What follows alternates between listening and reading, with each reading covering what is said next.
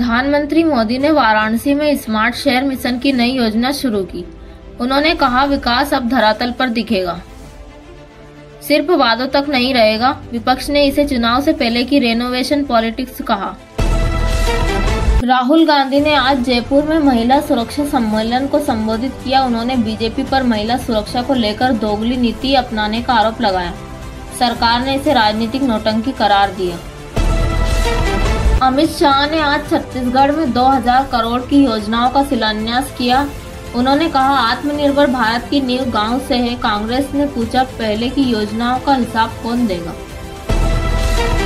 केजरीवाल ने दिल्ली में 24 घंटे पानी योजना का नया फेज लॉन्च किया। उन्होंने कहा, अब हर झुग्गी में पाइपलाइन से पानी पहुंचेगा। एलजी ऑफिस ने इसकी निगरानी पर सवाल उठाए।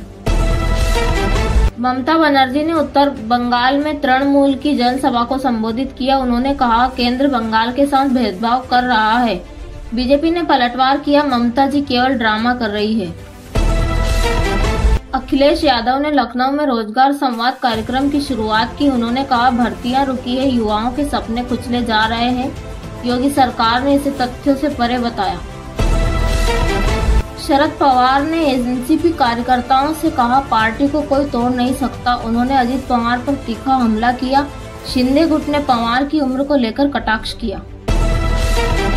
ओवैसी ने एमएम की नई मुस्लिम युवाओं की छात्र इकाई लॉन्च की। उन्होंने कहा, शिक्षा और हक की लड़ाई एक साथ चलानी होगी। बीजेपी ने इसे ध्रुवीकरण की सियासत बताया।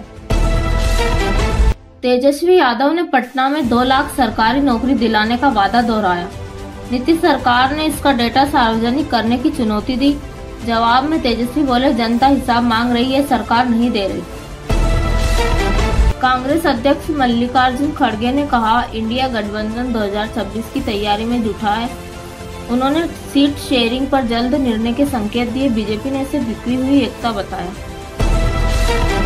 सोना 74,100 रुपए प्रति 10 ग्राम और चांदी 99,800 रुपए प्रति किलो पर दर्ज हुई।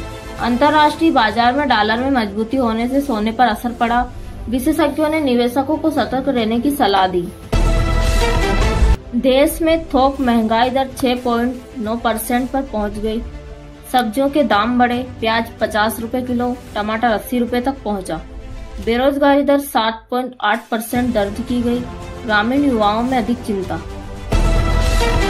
सीबीएसई ने 10वीं 12वीं के लिए नया मूल्यांकन मॉडल घोषित किया। अब 50% वेटेज प्रोजेक्ट आधारित और एमसीक्यू पर आधारित होगा। छात्रों और शिक्षकों में मिला जुला रिएक्शन। भारत नेपाल सीमा पर व्यापार सुविधा केंद्र का उद्घाटन हुआ। दोनों देशों ने इंफ्रास्ट्रक्चर प्रोजेक्ट को मिलकर आगे बढ़ाने पर सहमति जताई। विदेश मंत्रालय ने इसे पड़ोसी प्रथम नीति का परिणाम बताया। उत्तराखंड में भारी बारिश के चलते 3 जिलों में रेड अलर्ट जारी। नदी नाले उफान पर। 4 धाम यात्रा अस्थायी रूप से रोकी गई। एनडीआरएफ की टीमें तैनात की गई। WHO की रिपोर्ट में भारत में डेंगू केस में 28% वृद्धि दर्ज की गई। स्वास्थ्य मंत्रालय ने बुखार के लक्षणों पर तत्काल जांच की सलाह दी। दिल्ली और मुंबई में बुखार क्लिनिक बनाए गए। जोधपुर में 2 समुदायों के बीच धार्मिक जुलूस को लेकर झड़प हुई। पुलिस ने लाठीचार्ज किया। इंटरनेट सेवा 24 घंटे के लिए बंद। 15 लोग हिरासत में लिए गए। दीपिका पादुकोण की फिल्म मां ने पहले दिन 32 करोड़ रुपए की कमाई की। फिल्म महिला सशक्तिकरण पर आधारित है। सोशल मीडिया पर पॉजिटिव रिव्यू की बाढ़ आई। भारत ने बांग्लादेश को तीसरे T20 में 7 विकेट से हराया। सूर्य कुमार यादव ने 72 रनों की धमाकेदार पारी खेली। सीरीज 2-1 से भारत के नाम रही। इसरो ने अपने गगनयान क्रू मॉडल का सफल ग्राउंड टेस्ट किया। 2026 में पहली मानव युक्त उड़ान की तैयारी अंतिम चरण में। वैज्ञानिकों ने इसे मील का पत्थर बताया। मुंबई मेट्रो लाइन 6 का ट्रायल रन सफल रहा। मुख्यमंत्री ने किया उद्घाटन। इस लाइन से गोरेगांव से मुलुंड का सफर 30 मिनट में होगा। यात्री बोले, अब भीड़ से राहत मिलेगी। जियो ने नया 5G प्लान 299 रुपए में लॉन्च किया। 1 GB 1 TB डेटा और OTT एक्सेस के साथ। प्लान को लेकर यूजर्स में उत्साह दिखा।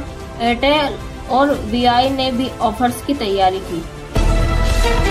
SBI ने होम लोन पर ब्याज दर 0.25% घटाई, अब 8.15% से शुरू।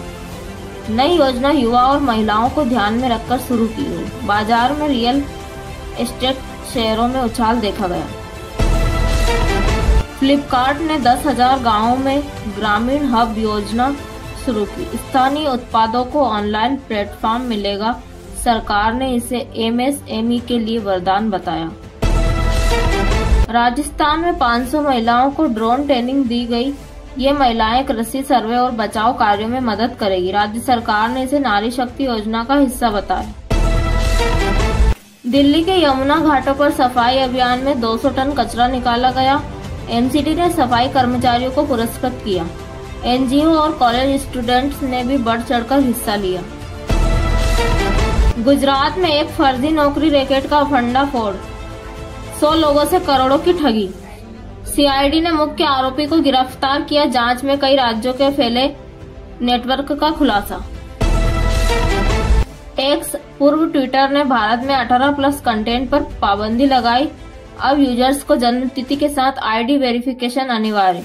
यूथ कम्युनिटी में इस पर तीखी बहस छिड़ी। हरियाणा में बाजरा की फसल बारिश से बर्बाद, किसान ने की आत्महत्या। परिवार ने मुआवजे की मांग की। सरकार ने 2 लाख रुपए तक की तत्कालिक सहायता घोषित की।